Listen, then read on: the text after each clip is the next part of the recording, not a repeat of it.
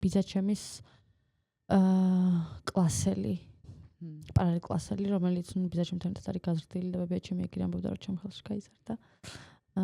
ოჩამჩირიდან ახალი კინდღიდან დევნილი მამუკა ბერია ასევე გარდაიცვალა, დაიღუპა უკრაინის ომში და რამდენიმე კვირის წინ ჩამოასვენეს პრინციპში თბილისში და დაკრძალეს აქ.